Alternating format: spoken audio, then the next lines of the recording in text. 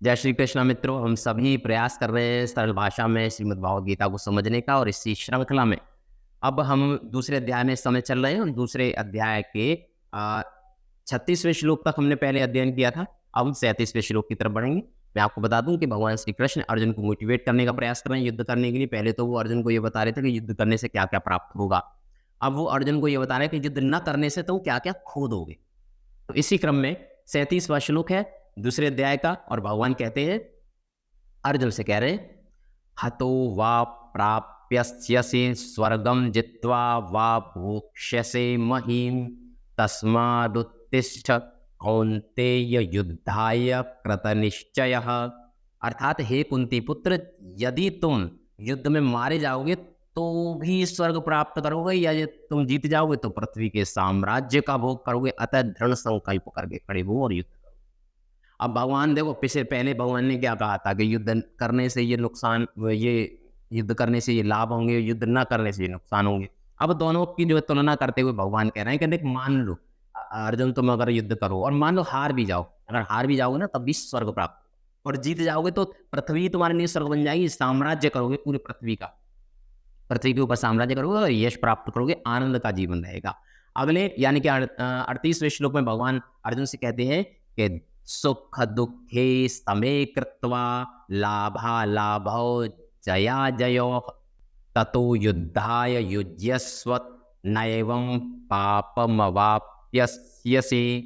अर्थात तुम सुख या दुख, हानि, लाभ, विजय, पराजय का विचार तो त्याग दो और इन सब चीजों का विचार किए बिना युद्ध के लिए युद्ध करो।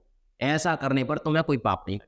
भगवान देखिए, साक्षात भगवान, अगर देखो पहली बात तो यह है कि अगर गुरु हमें कोई चीज को बता रहे होते हैं ना, तो निश्चित रूप से हमें गुरु की आज्ञाओं का पालन करना चाहिए, अक्षरशः पालन करना चाहिए। ये नहीं सोचना चाहिए कि इससे हमें नुकसान होगा या फायदा होगा। गुरु सर्वदा, इस संसार में देखो दो ही ऐसे व्यक्ति हैं जो आपकी तरक्की से खुश होते हैं, एक तो आपके पेरेंट्स और एक आपके गुरु, आपके टीचर।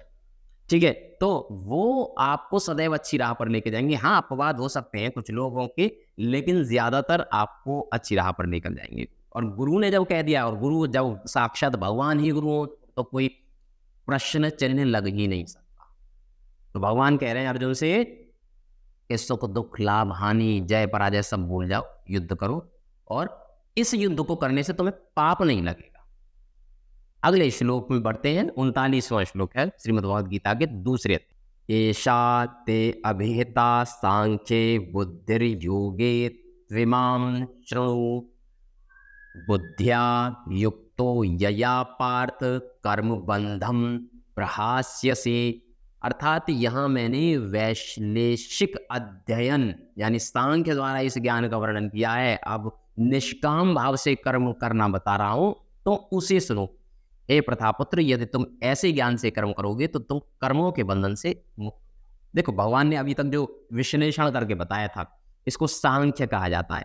ठीक है, कैलकुलेट करना किसी भी चीज को, तो विश्लेषण करके भगवान ने बता दिया। अब विश्लेषण करने के बाद अब भगवान बताएंगे अर्जुन को कि हमें निष्काम भाव से कैसे जो है कोई कर्म करना है। निष्काम भाव से कर्म करना बड़ा महत्वपूर्ण होता है। अगले श्लोकों में भगवान कृष्ण अर्जुन को ये बताएंगे। 40वां श्लोक दूसरे अध्याय का। नेहाभिक्रमनाशो अस्ति प्रत्यवायो न विद्यते स्वल्पमप्ययस्य धर्मस्य त्रायते महतो भयात्। भगवान बता रहे हैं कि ये जो निष्काम भाव से कर्म जो होते हैं ना, इसमें ये होता है कि इस प्रयास में न तो कोई हानि होती है और न ही ह्रास, अपितु इस पथ पर की गई अल्प प्रगति भी बहुत महान भय से हमारी रक्षा करती है। दरअसल देखो, कर्म का सर्वोच्च गुण है कृष्ण भावनामृत में कर्म या इंद्रिय तृप्ति की आशा न करके कृष्ण हित में कर्म करना। आप कोई भी कर्म कीजिए, उसको कृष्ण भावनामृत के साथ कीजिए, अर्थात अपना कर्म करके भगवान को अर्पित कर दीजिए।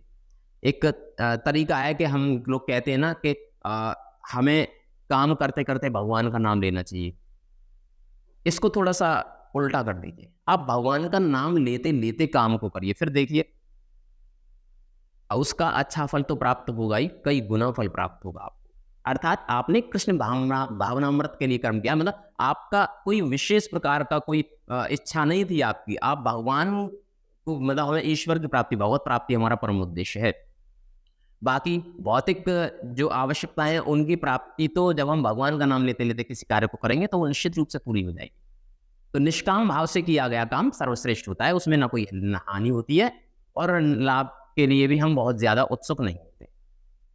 41वें श्लोक में भगवान कहते हैं, व्यवसायात्मिका बुद्धिरेकेह पुरनंदन बहुशाखा यानंताश्च बुद्धयो अव्यवसायिनाम। अर्थात जो इस मार्ग पर चलते हैं वे प्रयोजन में दृढ़ रहते हैं और उनका लक्ष्य भी एक होता है। हे कुरुनंदन, जो दृढ़ प्रतिज्ञा नहीं है उनकी बुद्धि अनेक शाखाओं में विभक्त रहती। ये दृढ़ श्रद्धा के कृष्ण भावनामृत द्वारा मनुष्य जीवन की सर्वोच्च सिद्धि प्राप्त कर सकेगा, व्यवसायत्मिका बुद्धि कहलाती है। भगवान श्री कृष्ण अर्जुन को ये समझाने का प्रयास कर रहे हैं कि देखो, इस मतलब श्लोक का भाव ये है कि हमें जो भी करना है ना वो कृष्ण भावनामृत के साथ करना है। और कृष्ण भावनामृत जो है ना वो एक अलौकिक वस्तु और अटूट विश्वास है। और जब कोई कृष्ण भावनामृत के कार्यों में लगा होता है तो उसे परिवार, मानवता या राष्ट्रीयता से बंध कर कार्य करने की आवश्यकता नहीं होती। पूर्व में किए गए शुभ अशुभ कर्मों के फल ही उसे सकाम कर्मों में लगाते हैं। जब कोई कृष्ण भावनामृत में संलग्न हो तो अपने शुभ अशुभ फल के लिए प्रयत्नशील नहीं रहना चाहिए। जब कोई कृष्ण भावनामृत में लीन होता है तो उसके सारे कार्य आध्यात्मिक धरातल पर होते हैं, क्योंकि उनमें अच्छे तथा बुरे का द्वैत नहीं है।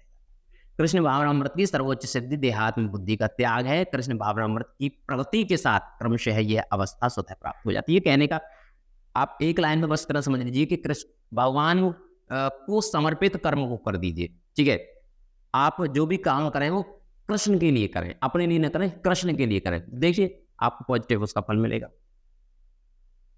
आगे 42 और 43वां श्लोक में आपको बता रहा हूँ। 42वें श्लोक में भगवान कहते हैं, यामिमां पुष्पितां वाचम प्रवदन्त्या विपश्चितः वेदवादरताः पार्थं नान्यदस्तीति वदिनः।